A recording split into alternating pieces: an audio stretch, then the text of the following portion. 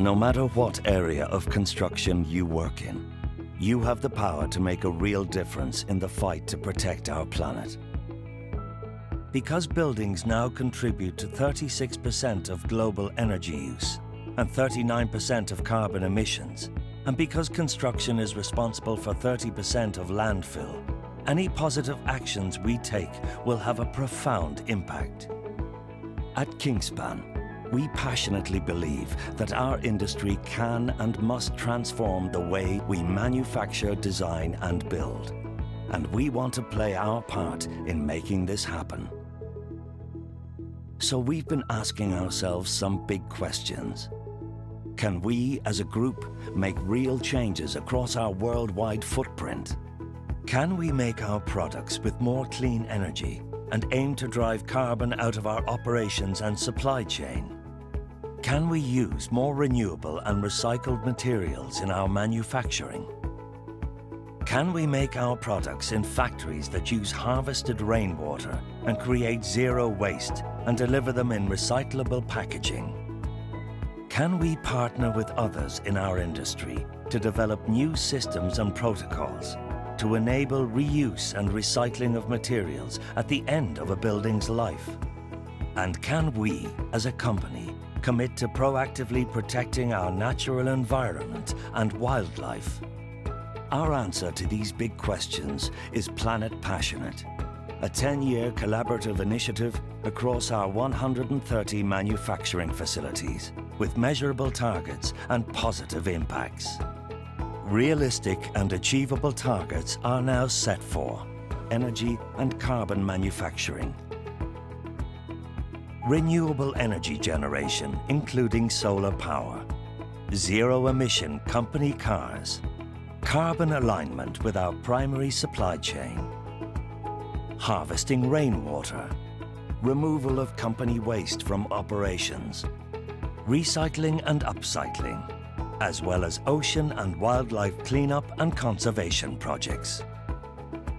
We've established our new ICON Innovation Centre to harness the latest advances in materials science and digital technologies to make this happen, while also delivering safer and healthier buildings that generate real value for our customers. And we are creating new partnerships as part of our sustainability journey to help achieve net zero buildings that are part of the circular economy. Please join us to share your ideas for sustainable building and to explore how we can work together to make them a reality. Kingspan Planet Passionate, playing our part to help make a difference.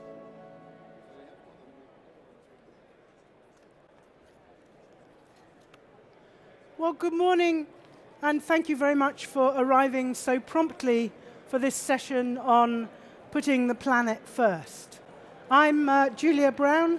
I chair the Adaptation Committee of the UK's Committee on Climate Change, and I'm delighted to be here to chair this important discussion. So our natural environment is facing plenty of challenges.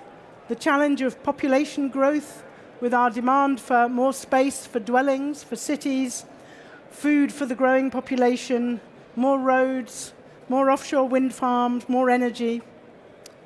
Climate change, a world that is getting hotter, but also drier in the summer, more prone to sharp bursts of heavy rainfall in the winter as the atmosphere carries more moisture. So droughts, floods, and fires.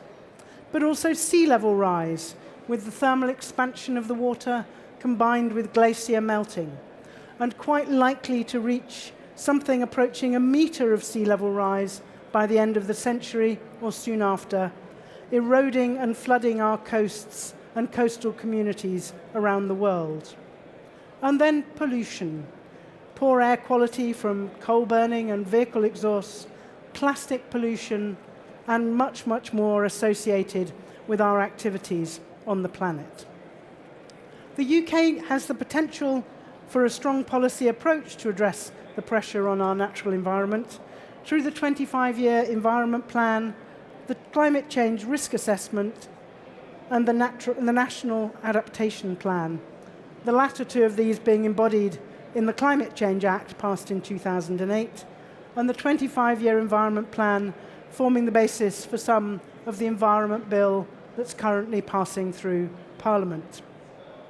However, despite a commitment to leave the natural environment in a better state than they found it, which the current government has carried over from the previous government, things are not looking good. In the Adaptation Committee's last report to Parliament on progress in addressing key climate risks, we highlighted that pressures on terrestrial habitats and species continue to increase, and not enough action is being taken to mitigate these. Key indicators of environmental quality are continuing to decline, for example, woodland butterflies and birds, and the condition of our upland peat.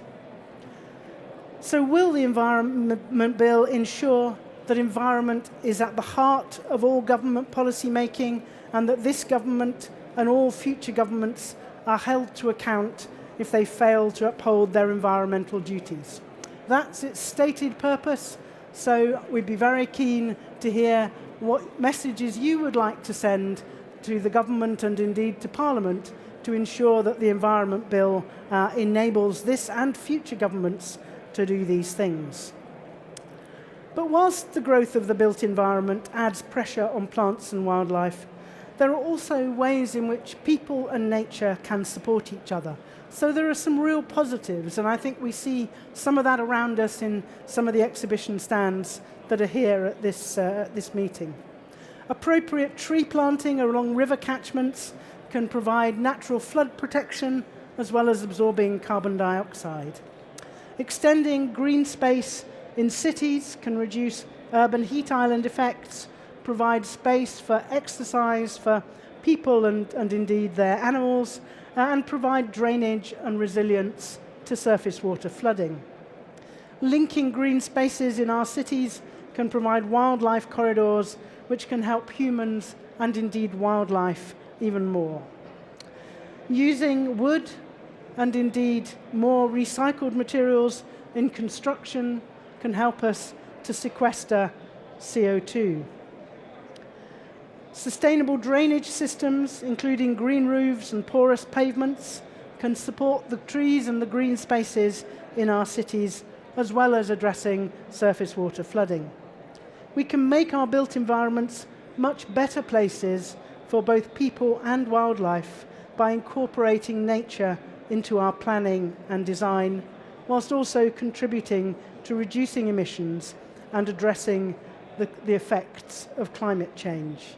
So there really are some win-win-wins, but we're not getting them yet. So we have three exceptional panelists who are going to talk about different aspects of this really important topic. Sadly, we don't have Emma Wilcox with us. She's been unable to come, but Martin Baxter is going to pick up some of her messages about environmental and climate competence for the built environment industry. So our three speakers are Professor Andy Purvis from the Natural History Museum, who's going to talk about biodiversity and the ecological crisis. Professor Ian Bateman from the University of Exeter and a member of the Natural Capital Committee, who's going to talk about the kind of partnerships we need between government and the building sector, and he's also going to talk about natural capital accounting, a really important way to look at how we treat these nature-based benefits. Martin Baxter is from the Institution of Environmental Management, and he's going to talk about the importance of common governance across the 4 UK administrations, so England, Ireland, Scotland, and Wales. And he's also, as I've said, going to pick up on Emma Wilcox's messages about environmental and climate competence for the built environment industry. So we have about 40 minutes of contributions. So can I encourage you to start thinking about your questions? We'll take the contributions one after the other, so save your questions for the discussion at the end. And I'd like you all to be thinking about what would you like to see happen as a result of this? What do you see as the priority actions? And indeed, do you have some messages for government and for Parliament as the Environment Bill is making its passage through Parliament at the moment. So thank you very much for coming, and let me hand over to Professor Andy Purvis from the Natural History Museum. Thank you.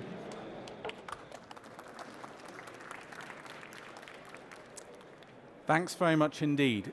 Can you all hear me all right? Yeah? Cool. So my job here is to persuade you that actually there really is a crisis. It's not a hopeless crisis. It's an urgent and pressing one. So spoilers, how extensive is the ecological and biodiversity crisis? Quite extensive. Let's put some flesh on the bones of that. This picture shows two northern white rhinos. It shows both northern white rhinos, mother and daughter. These are going to be the last two northern white rhinos. There won't be any more, not through any kind of natural process. Now, okay, they're not from an urban environment. They're not the only species, however, facing extinction. So here, I'm just stating some of the bald findings of the IPBES Global Assessment of Biodiversity and Ecosystem Services. The northern white rhino is one of about 1 million animal and plant species currently threatened with final extinction, out of a global total of perhaps 8 million species. Wild animal populations are declining rapidly. On average, they've decreased by more than 1% a year throughout my lifetime.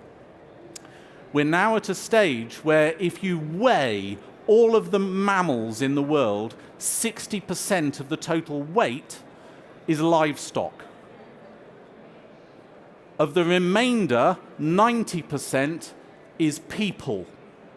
Only 4% of the total weight of mammals on the planet is the other 5,000 species of wild animal.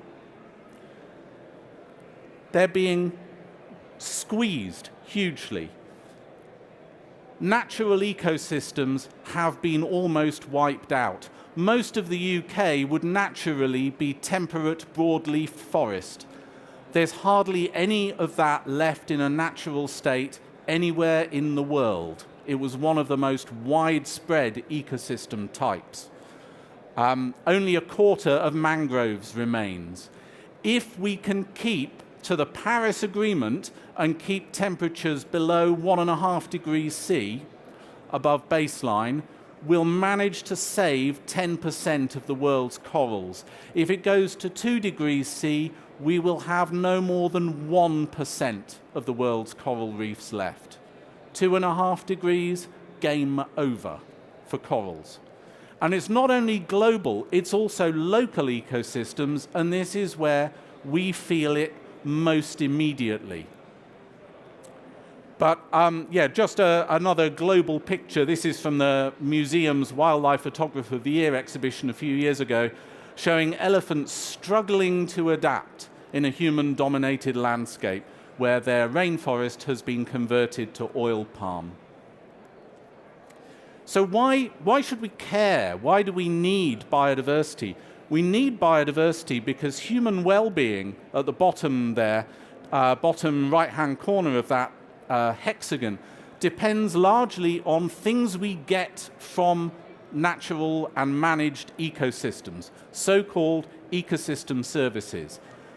And they, in turn, all depend on functioning ecosystems, and biodiversity is central to that. And so there are these 18 categories of ecosystem services. Obvious things like food and feed that we get from natural systems, but also regulation of water quality and quantity. Biodiversity and ecosystems help with flood prevention, for instance, and water regulation, through to the spiritual and inspirational qualities of nature. So we've got these 18 categories, and only 3 have been increasing over the last 50 years. The stuff we manage ecosystems for.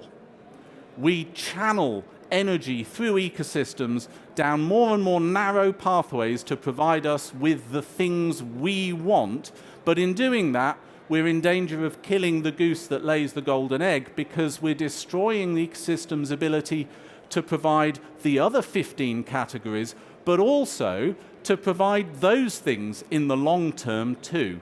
Because if we lose too much biodiversity, we can no longer even get the food from it.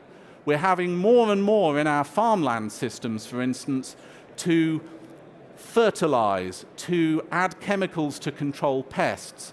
These are things that nature will do if there's any nature there, but we're stripping the nature out of our farming systems. So, what are the main drivers of these changes? People tend to think that climate change, because it's on the tip of everybody's tongue, is the main driver of global biodiversity loss, but actually the main one is land use change and sea use change. So this GIF is just cycling through, showing about a 40 by 30 kilometer bit of Amazon rainforest over a 29-year period, during which it's logged. And afterwards, it doesn't get the chance to regrow because it gets planted with crops. And on average, the global assessment found that we've nearly halved the area and kind of condition of natural ecosystems on average. Some are worse affected, some less affected. So is climate change the second most important driver? No. Direct exploitation is the next most important, and it also highlights a thing called the shifting baseline, where we can think nature's okay because it hasn't got much worse. So this is a photo of a trophy board at Key West in Florida in 2007. And you know, people are catching fish this big. Pretty good, right?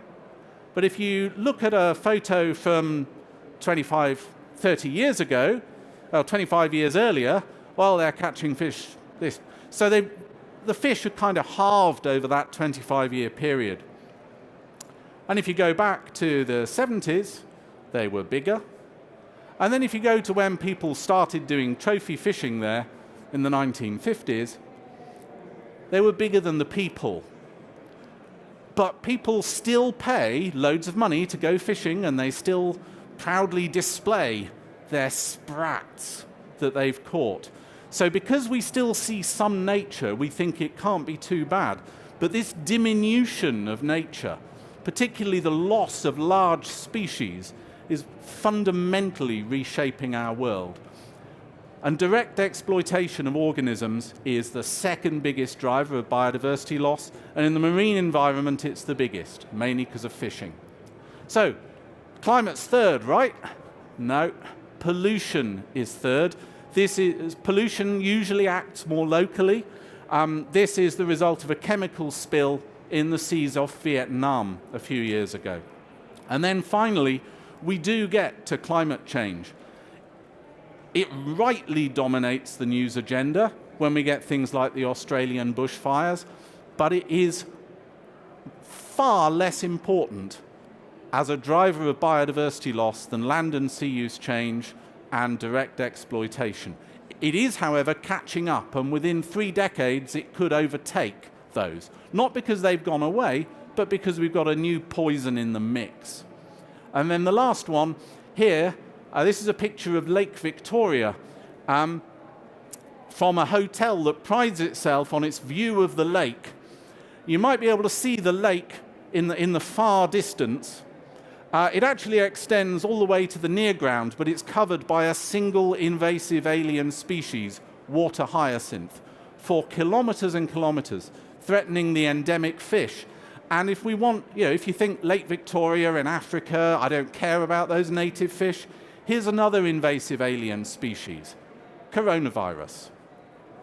We're very good at spreading these around, and it's linked to a direct exploitation of organisms. Coronavirus comes from wild meat markets. Before it, so did SARS. Before that, HIV may well have done too. There are societal consequences to the way that we misuse biodiversity.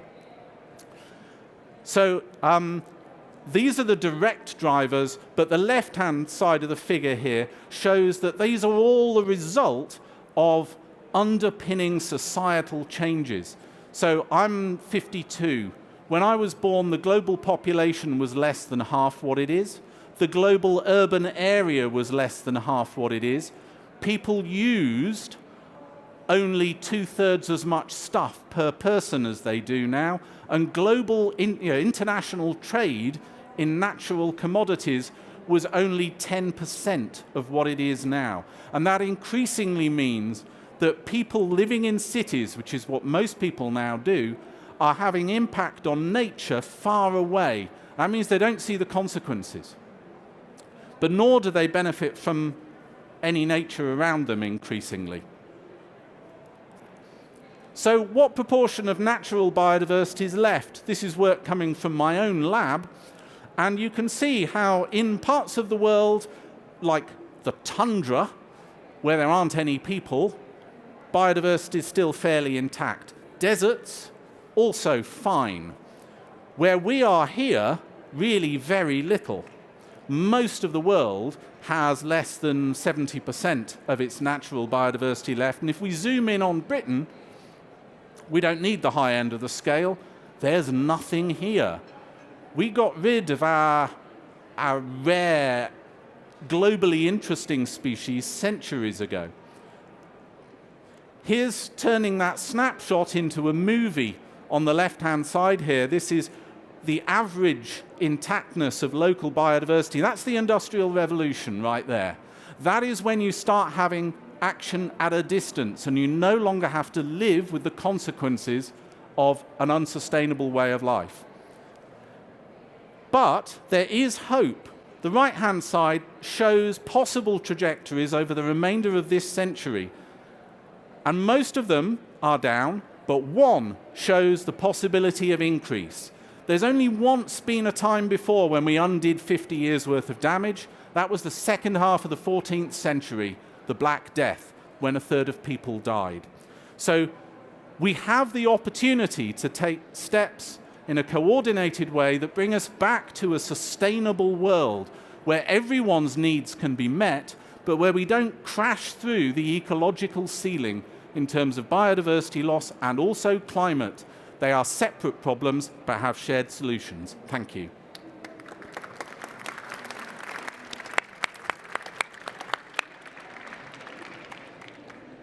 Thanks.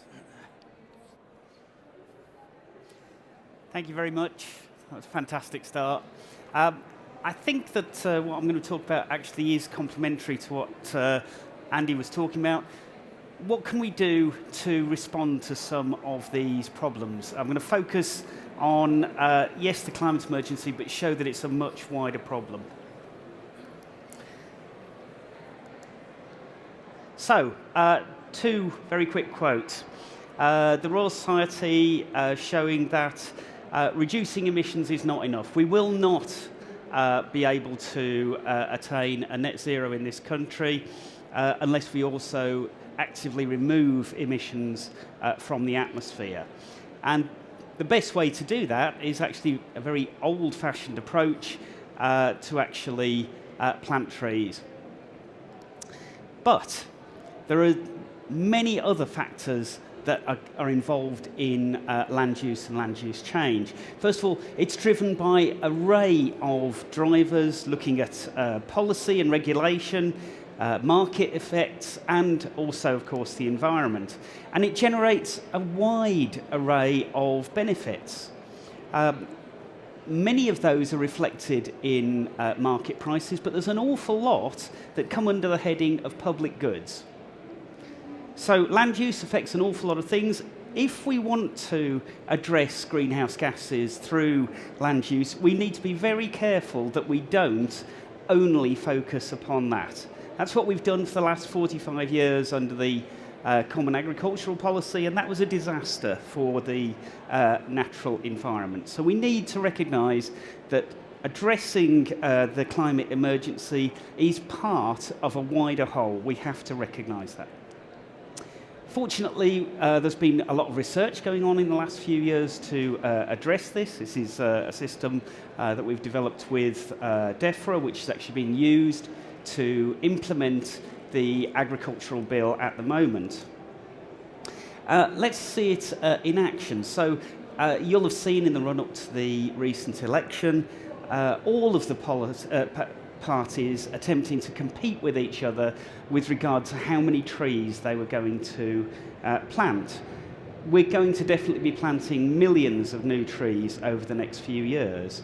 But how do we go about that, and what are the wider consequences of the approach we take? The typical approach is to simply leave it to the market. We say, right, well, we need to put some money into this, and we basically throw it out there and see where it lands. If we do that, that's the way we've done it for decades, then where it lands will not be random. It will be taken up by those places where agricultural values are the very lowest. And you'll get planting in areas like this. That's actually a very bad outcome. A lot of those areas actually are peat soils, where if you plant trees on them, you'll actually get the phenomena of global warming forests. Forests that actually emit more carbon than they actually store. When you assess this using the government's own rules, you actually find out that this is a net cost upon UK PLC. So there is another approach to actually try and think about these connections between the various elements of the natural environment, often called the natural capital approach, but it really doesn't matter what you call it. It's an attempt to consider all of the effects of land use change. If you adopt this approach, you need to think about the wider effects. You need to think about the fact it will affect food production, it will affect greenhouse gases, both in terms of what is stored in the trees and also what is liberated or stored in soils. But it will also affect other things.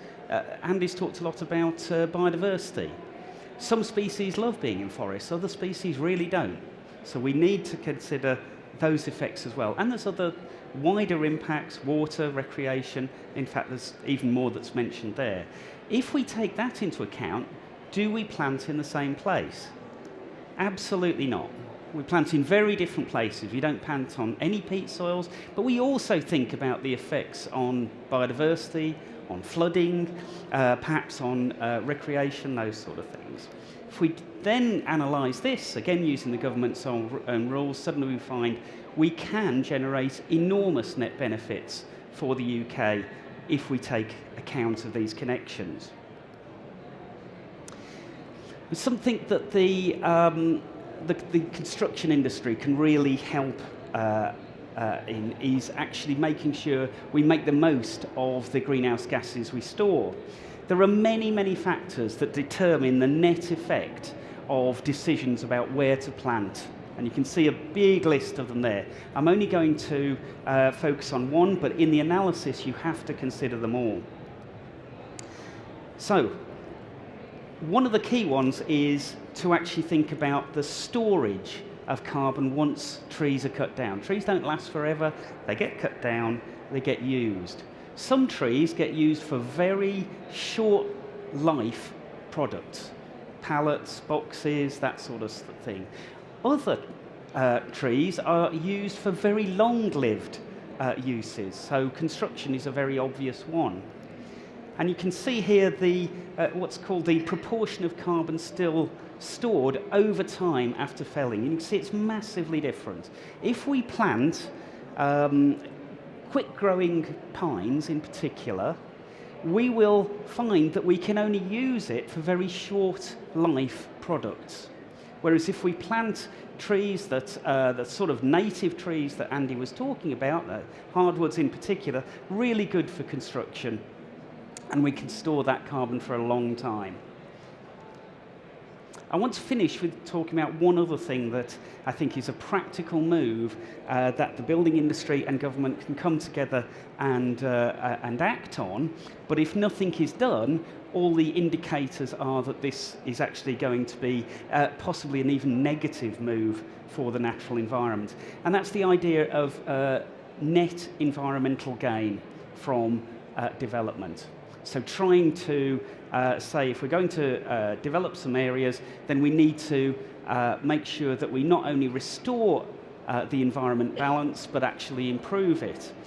At the moment, the approach that seems to be coming out is that we simply make this restoration next to wherever the houses are built. And that sounds a good idea. Actually, it's a pretty disastrous idea for a number of reasons. One is you're actually benefiting the people that have just moved into wonderful new houses, so in social terms, these are kind of the winners in society. But also, when we compare that map of where building is going to undertake, and we compare it with the areas of the country which would benefit most from biodiversity improvements, they're nothing like each other. They're totally different areas. What's more, if we think about gains to humans who haven't just bought new houses, then actually there's a variety of new locations that come out. Locations that aren't just dominated by, in particular, the southeast. If we then care about the people that receive these benefits, and for example are more concerned with benefits to the poor than the rich, then again this changes. If we assume that that's a good thing to do, actually probably the very best thing to do would be to go back to this natural capital approach of thinking about all of the different consequences of change. If we do this, we can actually take the very substantial amounts of money that could be raised under a net environmental gain policy and use that as a new source of resources to actually address the problems that we have in this country. In conclusion, so the building sector can play a major role in delivering net zero greenhouse gas emissions, in particular through storage of carbon in long-term uses like construction. This can be massively enhanced by an intelligent approach to net environmental gain, not just saying, well, we'll stick it next door to a place that we've just ripped up to build houses in. If you're interested, we're working with over 200 firms and government partners at the moment. We're very keen to expand this network. If you get in touch using the email there, we actually even have funds to work with people. So please do take that opportunity. Thank you very much. Thanks.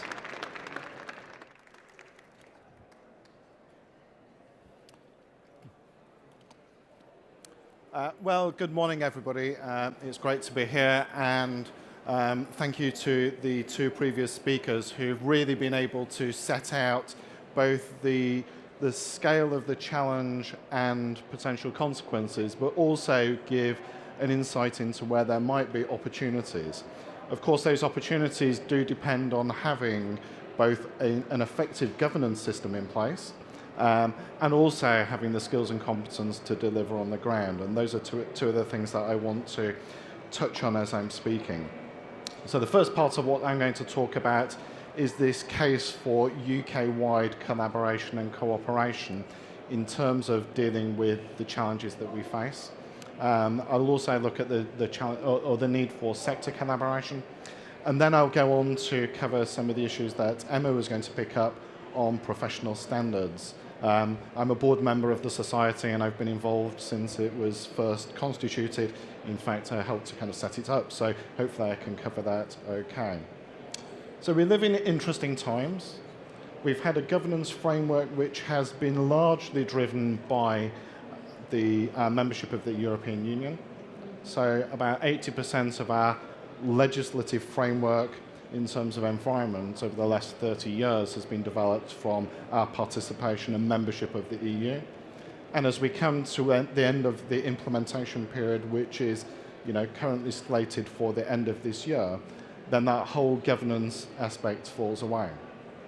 And the question that is faced for us as a country, as the UK overall, is how do we replace that governance framework and set ourselves up to do far better on the environment? Because we have significant challenges here in the UK. 40,000 people prematurely dying this year from poor air quality. We've seen the significant flooding. We've talked about the biodiversity loss. We have a plastics crisis. The notion that just recreating the status quo in terms of the governance frameworks are going to be sufficiently effective for taking us to where we need to be is something that we should question. But in terms of leaving the EU, we leave an overarching framework. And the question is whether those proposals that are coming forward now, whether it's in the Agriculture Bill, whether it's in the Environment Bill, with the Climate Change Act, are going to be sufficient to give us a coherent whole to manage the environment in an effective way here in the UK. Now, I want to explore three particular areas in this context. So one is around natural systems and the case for managing these in a shared way. Secondly, links to some of our international commitments and that mutual accountability of what we need to achieve. And then thirdly, to look at this in the context of the UK internal market, where potentially there are distortions which are already underway, which will drive inadvertent outcomes or unpredictable outcomes in terms of the way in which we deal with the environment.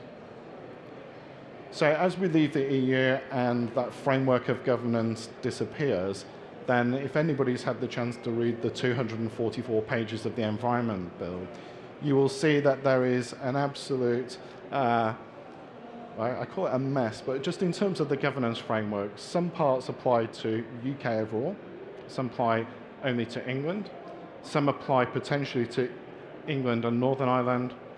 We have a really fragmented system. Devolution has devolved environmental competencies to our home nation states. So we have the Environment Act in Wales, we have Scotland developing its own environmental strategy, we have Northern Ireland developing its own environmental strategy, all totally disconnected. Now, what does that mean when we're looking at shared natural assets and the outcomes that we might want to achieve? I think 50% of catchments in Wales are shared with England. How can we manage our shared water resources, both in terms of flood risk management, but also when we're setting standards, if we have very different approaches and without that overarching connection that might bring us together? We know that our natural systems are interconnected and that we need to take a systems approach to how we look at those, but our systems do not respect artificial national boundaries. And so that poses a real challenge for us as we go forward.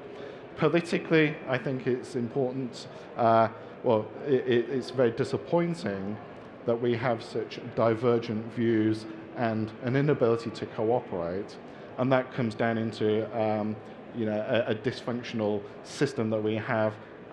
And I think the real challenge is that we're not replacing that with something that's going to be effective. So that's a real challenge as we go forward. There's also another aspect, because at UK level we are responsible, or the government is responsible, for assuring that we meet our international obligations, whether it's the Montreal Protocol, whether it's the Paris Agreement, whether it's the Stockholm Convention.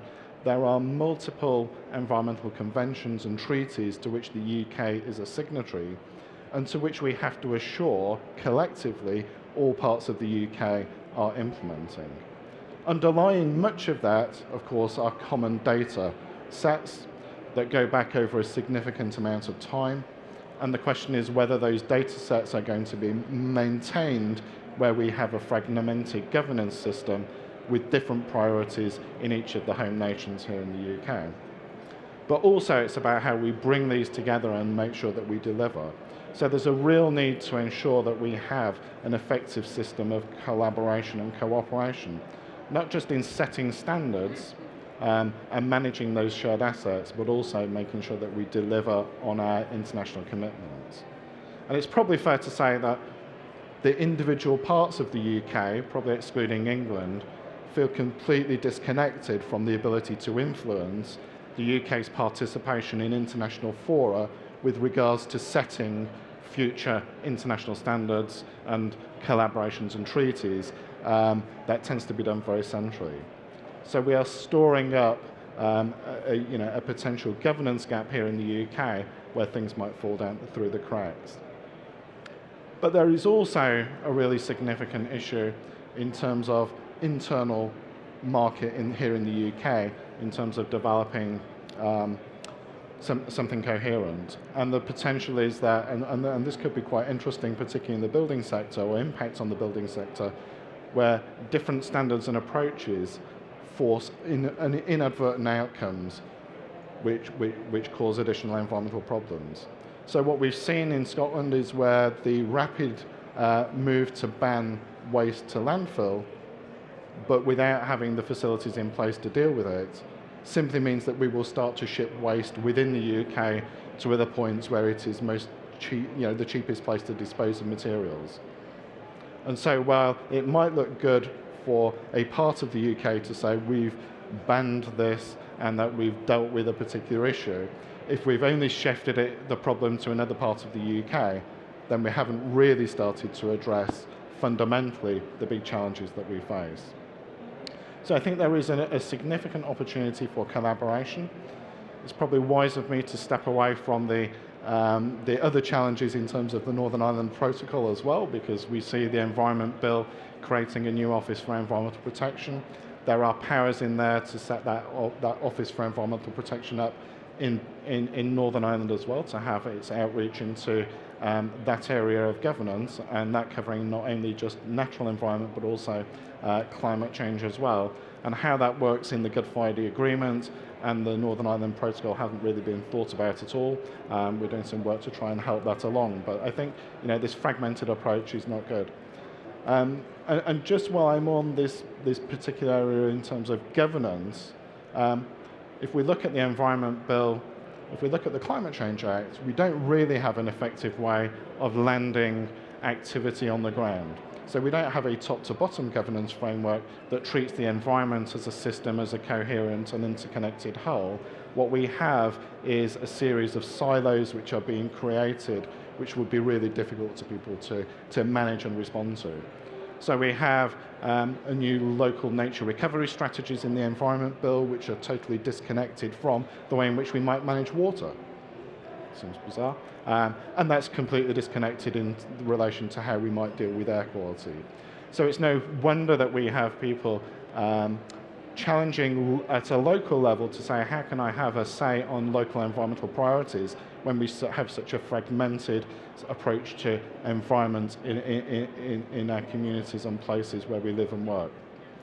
I'm now going to move on to look at sector collaboration, because I think there is an opportunity to do more working through sectors. As part of the work that we've been doing on the as part of something called the Broadway Initiative, we've been collaborating with all sector bodies and professional bodies on what a top-to-bottom governance framework might look like, and starting to think on how, if we are setting long-term national targets in the areas of air quality and waste, biodiversity, and waste and resources, that we actually get some ownership in terms of both setting those targets from sectors, but also looking at how we might deliver them. And I think when you look at housing and you pose the challenge, then that you can see why sector collaboration is essential. So as a sector, new homes, where the sector is expected to deliver 300,000 new units a year, year after year. Those homes really need to be net zero. They need to be able to power electric vehicles. They need to be able to put power into the grid. They need to be able to swap power between electric vehicles and homes. They need to be resilient to flooding. They need to use water really efficiently. They need to deliver biodiversity net gain, another aspect in the Environment Bill. And yet what we understand is that one sector on its own cannot deliver all of that. There is an interconnectedness between different sectors and interdependence, where if we are going to be on a net zero trajectory and towards a sustainable economy, then we have to collaborate. So the water sector and its desire for per capita consumption targets is in part dependent on the ability of the new home sectors to deliver that. Similarly, the energy sector, if we're looking at how we create the new energy infrastructure here in the UK, then the new home sector is going to be part of delivering that. And if we look at really driving new technologies that are going to help not just new homes but existing homes, then we have to understand how this works in terms of construction products. So I think the notion that each sector can have its own discrete set of plans without regard to everything else is partly for the birds, but actually what I am seeing now is a lot greater collaboration, not just between individual companies, but also across whole sectors. And I think that's what gives me a lot of hope, is that we now see the early signs that there is the potential to deliver on all that we have. Now I'm going to move on to cover professional standards and some of the work that Emma was going to talk about. Because ultimately, we're in a room here, a big room, a big exhibition theatre, where there are a significant number of solutions to the challenges that we face. And the question is, if we have many of the solutions, why aren't they deployed? Why aren't they deployed at scale? Why aren't they working? And why aren't we getting on with it? And of course, a lot of this comes down to people and the ability of people to do this. So, how do we use professional standards and competent people to help drive the implementation of what we all know needs to happen and the solutions that we have to hand? So, looking at some of the big opportunities, I should say I'm a chartered environmentalist. I was one of the first in the cohort, and happy to have been contributing to that. But really, when we look at the fast-moving nature of the subject areas that we are working in, the notion that you could have just gone to university or college or school and grab that knowledge and not understand how fast it is moving. Everything is moving at pace. And so one of the real important things about professional competence and capability is that you are committed to remaining up to date with your knowledge, understanding and skills, and that you're going to be contributing to delivering that.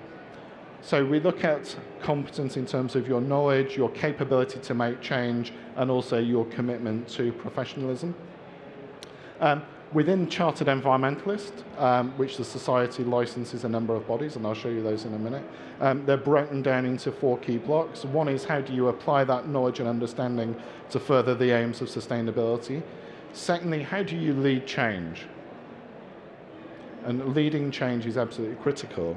And a key aspect of leading change is the ability to communicate. Because there are a limited number of chartered environmentalists in a world of expanding numbers, and it's the ability of a chartered environmentalist and other professionals working in this space to convince other people who are part of the solution to make their contributions to delivering a cleaner, greener world. And then it's about your personal competence and capability in advocating this. From our own perspective in IEMA, we're very, very clear that it's fantastic that you have your underpinning knowledge and understanding, that you have an understanding of the tools and techniques and potential solutions.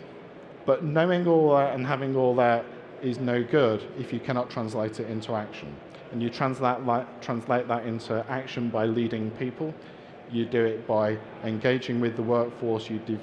And so all of those softer skills are what absolutely drives the ability of professionals to make this world a better place. So in terms of the environmental profession, what is interesting is that there are, I think, 25 professional bodies who are now licensed by the Society to award Chartered Environmentalists.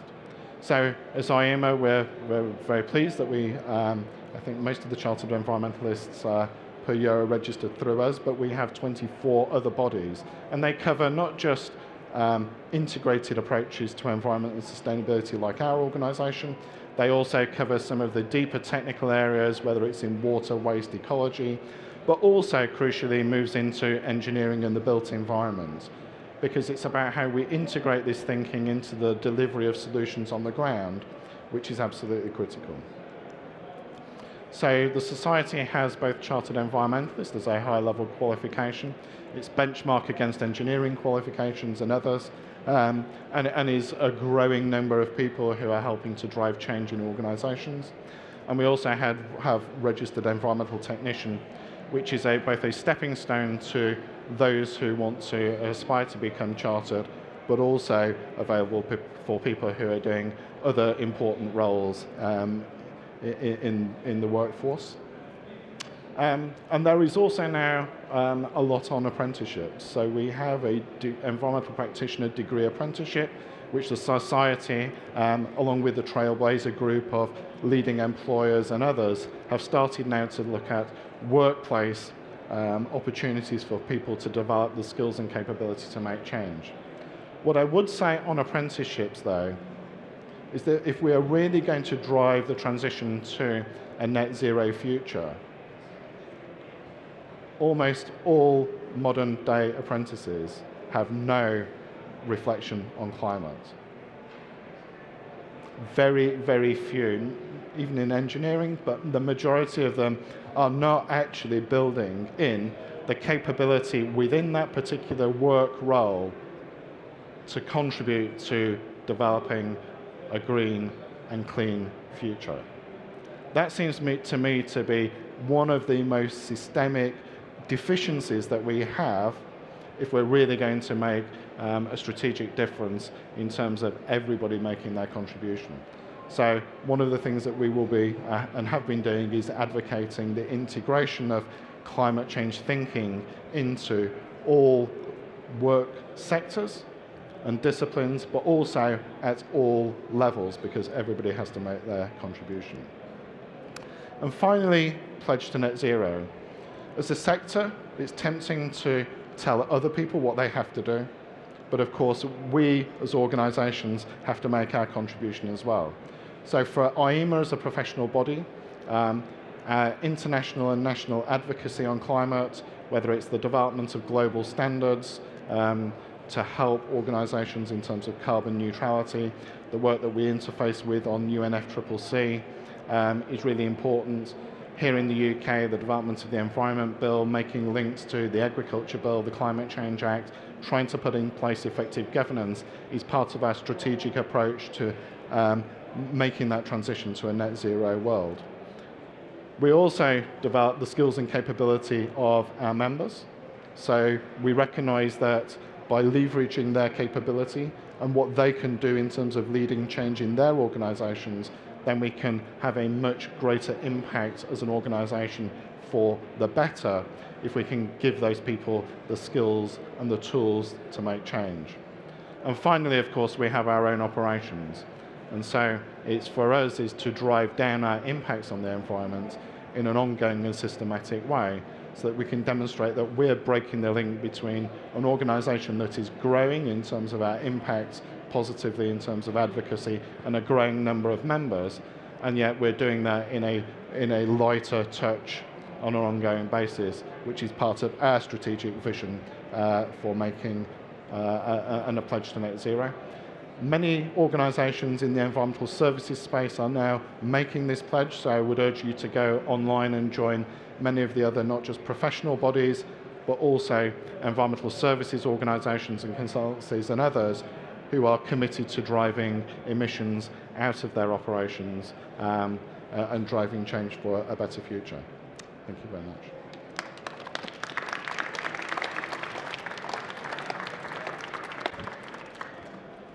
Well, thank you very much for those interesting contributions. We've heard from Andy about the extent of the crisis, and I think we were all beginning to feel really rather depressed in his presentation.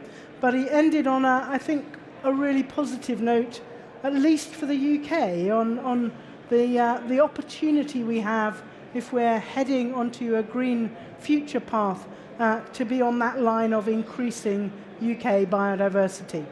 And that, I think, then flowed very well into Ian's presentation, who was telling us about some of the practical ways we can do that, and emphasising the net benefit for the UK of developing our natural capital properly. And indeed, I think the very interesting point that the net environment gain approach in development, we need to recognise that the biggest benefits aren't necessarily going to be near to where the development is taking place. So I think a very interesting point there. And that, I think, then linked very well to what Martin said about the governance gap. That actually, if the greatest gains don't necessarily come close to where the development is happening, if we haven't got all of our UK regions working together, we could have some very unfortunate unintended consequences. And I think Martin illustrated one of those very graphically in this idea of Scotland exporting its waste to the rest of the UK. So I think that reminder that we need to treat environment as a system, which means we need proper national governments, indeed proper global governance, and indeed real collaboration between the sectors. And of course all that needs to come from having the right kinds of professionals working in the field, so the importance of training the right professional knowledge, training our future apprentices, and of course underpinning that professional registration and the benefits the professional bodies can bring. And I think he ended very well by reminding us all that we should take the pledge. So I think we should encourage everyone to do that. So now it's your turn to grill our very interesting speakers. I'm going to actually ask them to come and stand, if you will, at the front of the stage so that you, on this side of the audience, can actually see them, because unfortunately this is rather in the line of sight for most people. So thank you very much. So at the end of this, I'm going to ask our speakers what do they most want to see happen, what sort of announcements do they most want to hear as we run up to the COP in November. And the COP has a very strong theme on nature-based solutions and indeed adaptation as well as mitigation. So what would you like to hear as we come up to the COP? But now it's your turn. So who would like to grill our speakers? Excellent. We have somebody who's prepared to kick us off. So please tell us who you are and where you're from, and what would you like these three to think about? Thank you very much, and I really enjoyed the three speakers. I'm Sophie Churchill. I currently am in the middle of the potato industry, so agriculture is my thing. And we have a lot of very wet potatoes under the ground at the moment. Don't ask me about how you get them out. The answer's machines. Anyway, I've also been a forester, and I would say that the National Forest in the Midlands has been a very good example of all the ecosystems benefits you can get near to people, not on peatland, and doing the climate change thing. But I would absolutely endorse the connection between biodiversity, climate change, and cultural need. And we are in danger always of just getting into the fashion of where we are at the particular time.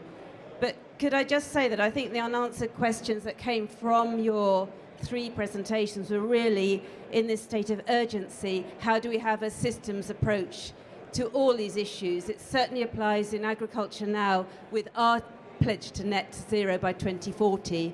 And have we got the speed and agility to go to COP26 to say the emergency is real, it could not be more real, but could you please skill up on a systems and connected approach, not just saying that it's all about emissions.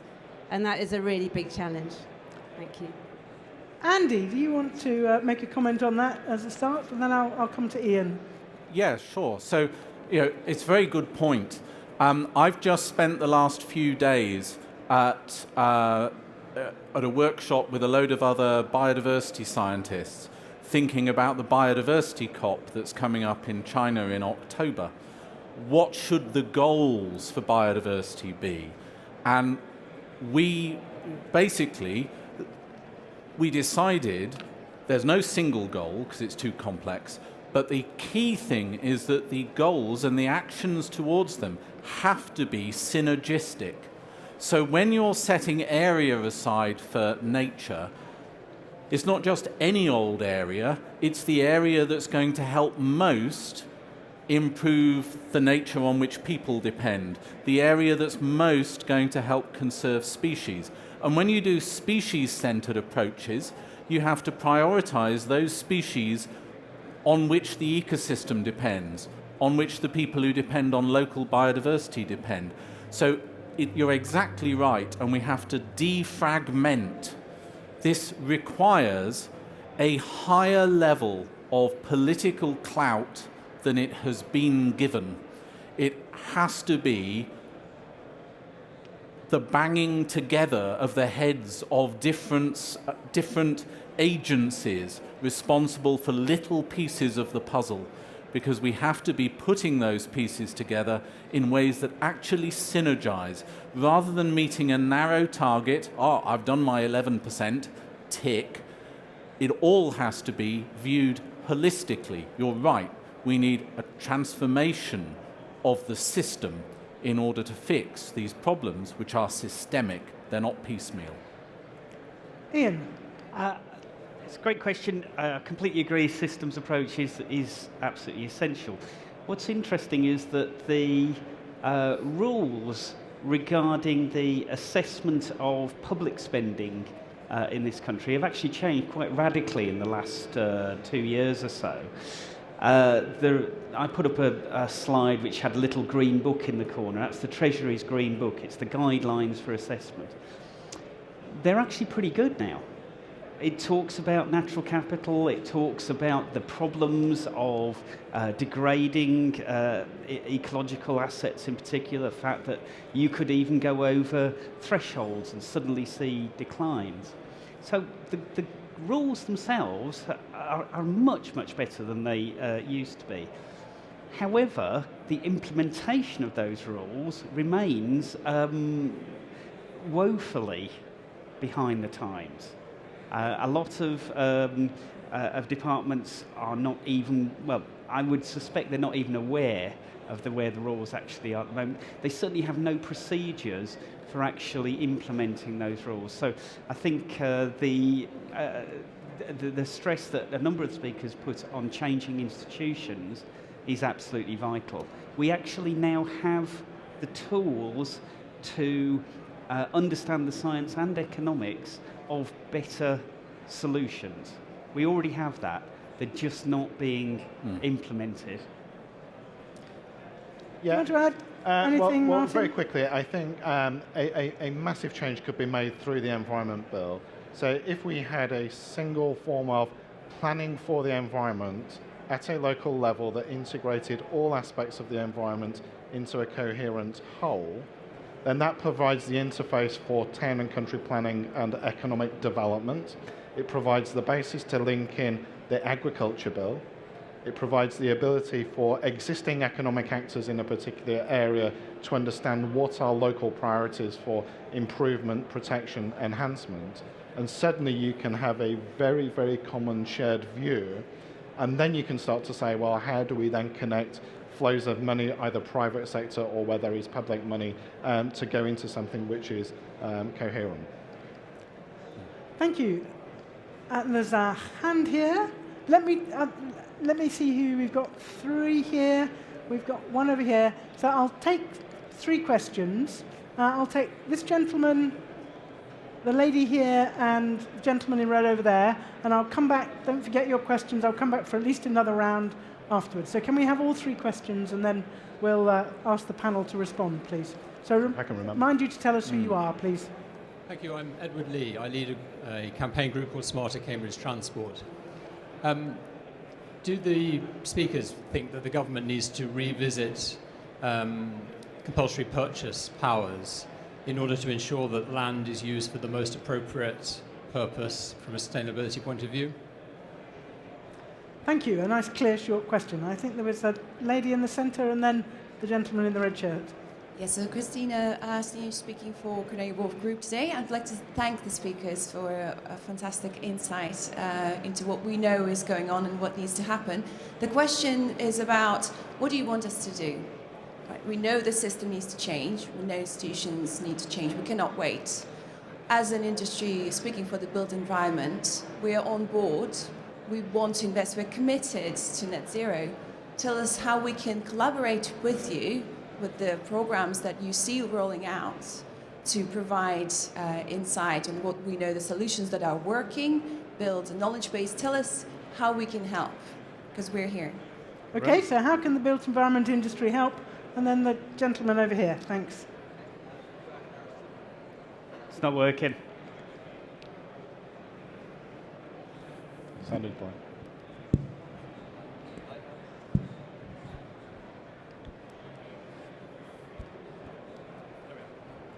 Brian Harrison. I'm particularly interested in how we can approach reducing international flight travel. Every time big into flight shaming, every time I talk to somebody about that, they say, I'm doing carbon offset. So my simple question is that a con? More complicatedly, if it's not a con, how's it calculated? When does the sapling start actually reducing greenhouse gases? I don't know the answer to this.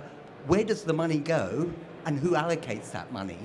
And then the final thing that I've heard is actually peat bogs and salt marshes are actually a more effective way of being carbon sink. So if the panel could comment on the whole area, that'd be great. Okay, so 3 interesting questions. Should we revisit compulsory purchase powers? What can the built environment industry really do to move this agenda forward? And all these offsets for things like air travel, are they a con or are they really a benefit? So who would like to start? Ian is keen to start. Yeah. Well, partly because I want to cherry pick the ones I can actually answer and avoid the others. Sorry about that. That's all right. So I think it was Christina said, what can we do? I really think the building industry can do something right now. You saw what I showed about the net gain. That's there. All the analysis is done.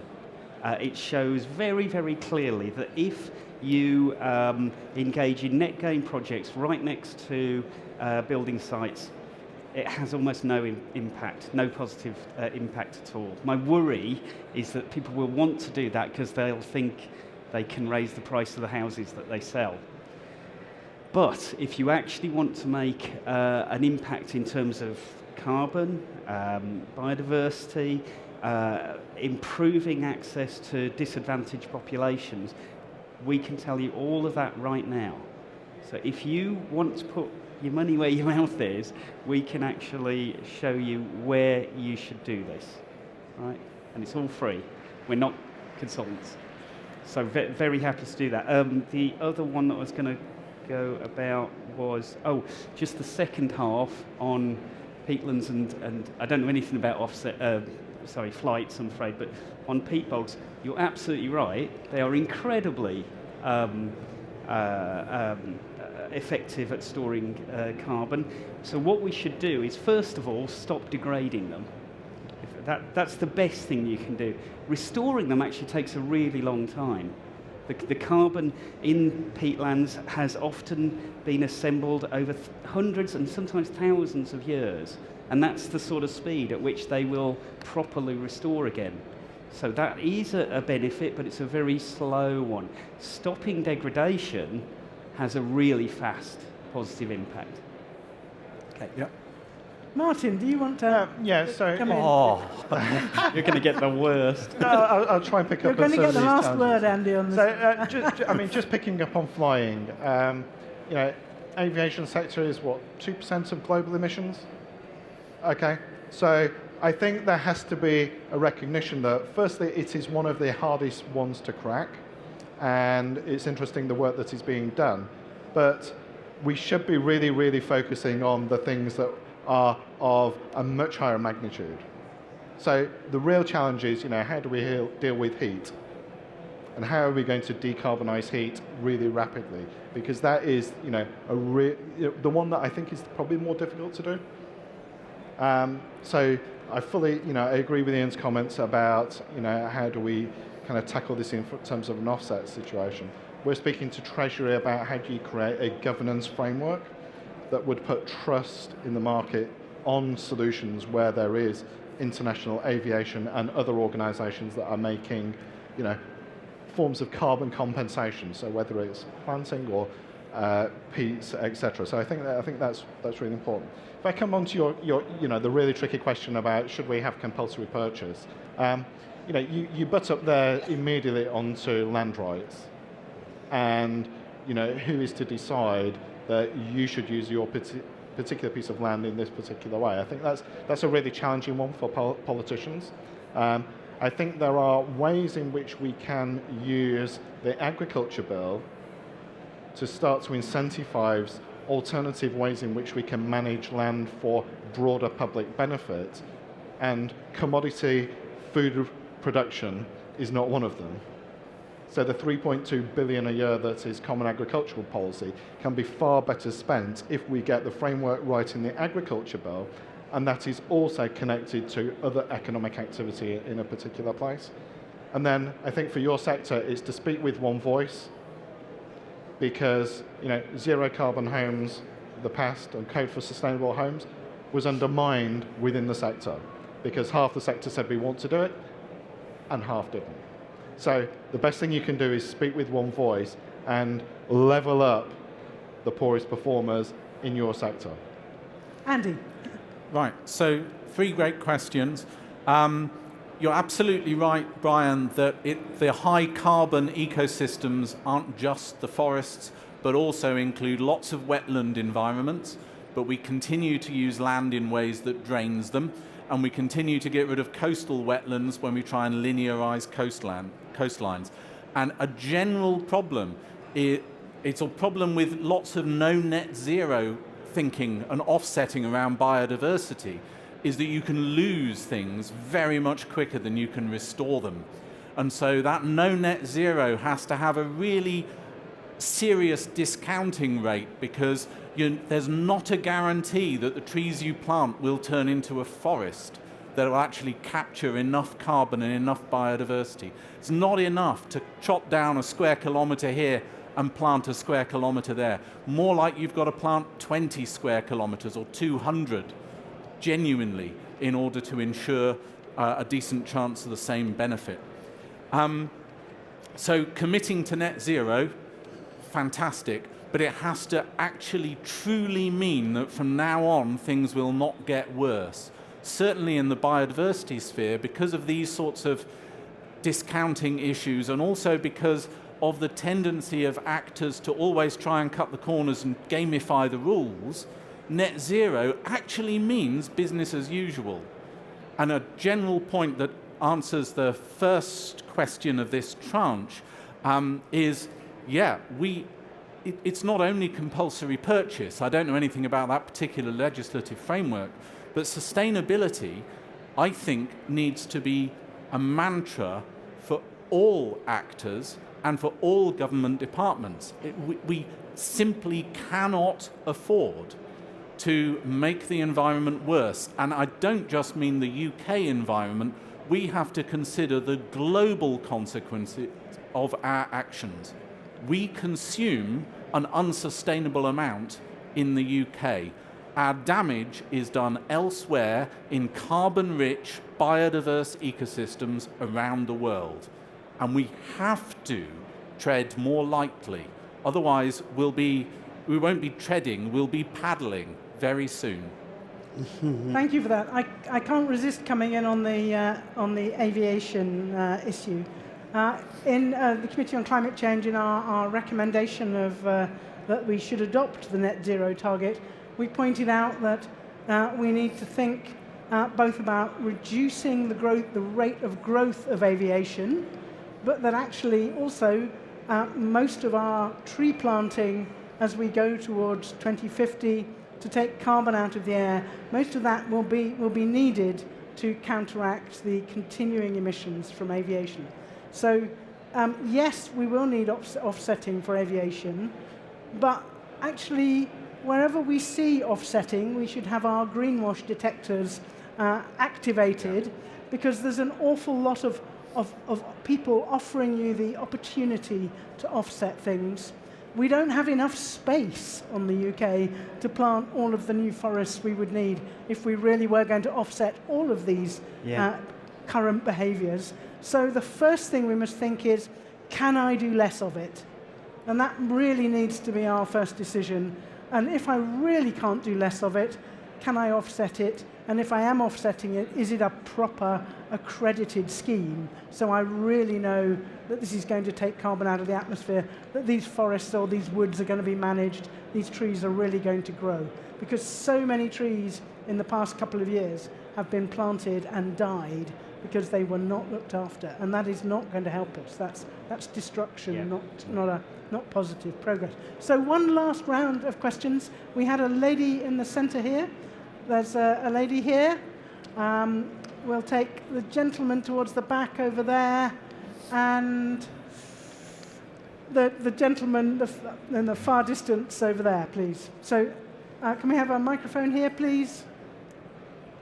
Thank you to all the speakers. My name's Susan Seymour. I was interested in the point about sector collaboration. And my question is the insurance industry part of this? And this comes from some personal experience. Flooding, the insurance industry don't think about making the building more resilient. They just pay you to put it back how it was. And I've just had a fire, and it's exactly the same. It's a chance to renovate and put in more insulation, but no, it's got to go back how it was. Great. Okay, can we move on to the gentleman back there? Lovely.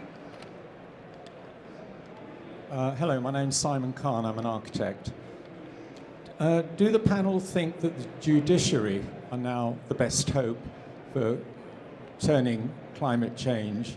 Obviously, the third runway, road building, and I believe Chris Packham is now doing a judicial review on HS2.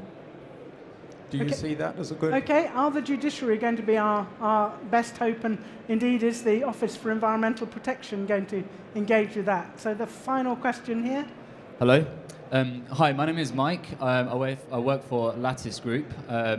For lack of better words, we're a developer, but we're possibly going to have access to garden villages and potentially building up to 10,000 homes.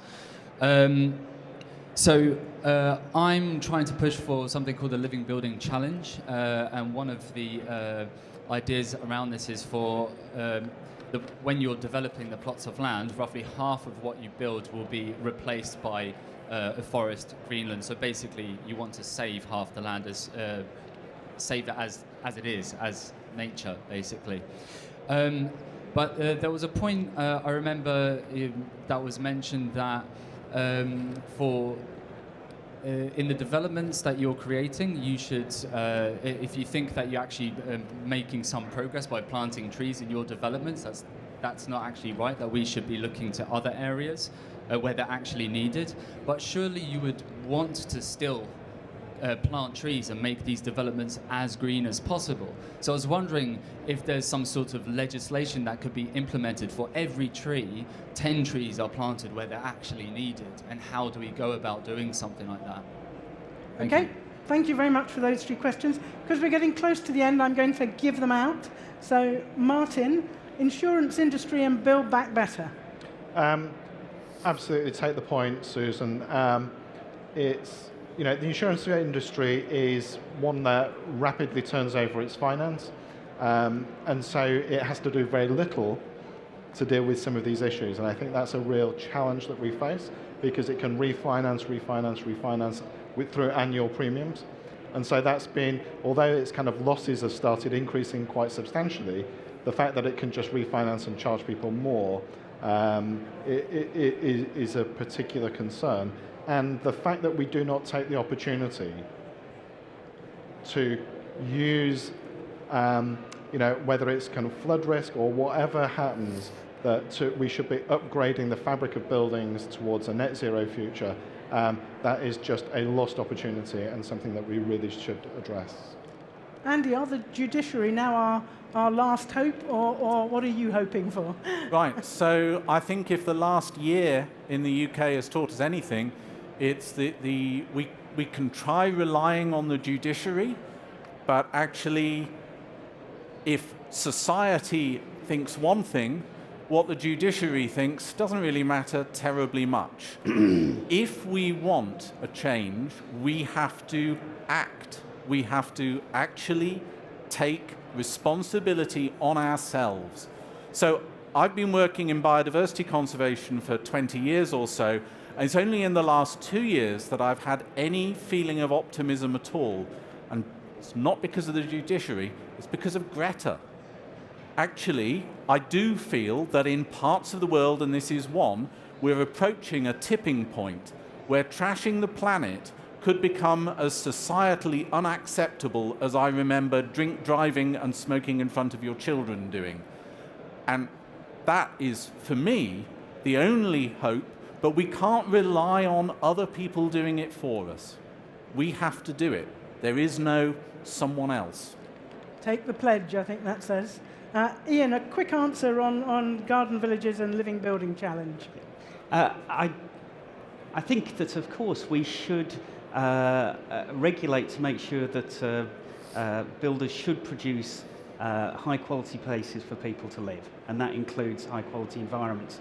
My real concern, though, is on the net gain, that it will all be captured in that location, and that is such a loss.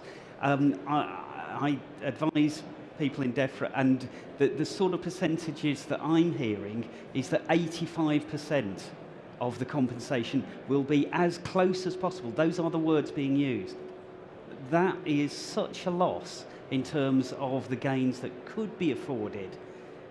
So I think that basically, yes, pass legislation saying that you should produce good environments, but use that compensation where it's most useful. So have you got the 3 things you'd most like to hear coming up to the COP? Martin? Firstly, the one thing you'd like to hear. Well, the one thing that I want to see at COP is agreements on Article 6 for non-state actors, because non-state actors have the potential to leverage in the most significant amount of finance to a cleaner, better future. And getting that right is absolutely critical. Ian? It's quite simple that the UK government commits and actually acts to ensure that protection of the environment post-Brexit really is at least as good as it was under the EU, because at the moment it's not looking that way. And Andy? And so for me, the COP is an opportunity for the government, which has said that Brexit would allow Britain to take its true place on the global stage, to actually genuinely step up on the global stage, show serious global leadership, real commitment, put its neck on the block, and be properly ambitious, because this is arguably the last chance Britain will get to do something globally wonderful. And if we don't take it... Let's all go away remembering Andy's very compelling chart, I thought, about biodiversity in Britain and the only way forward being the green future. So please, can you say a very big thank you to our 3 speakers? Thank you.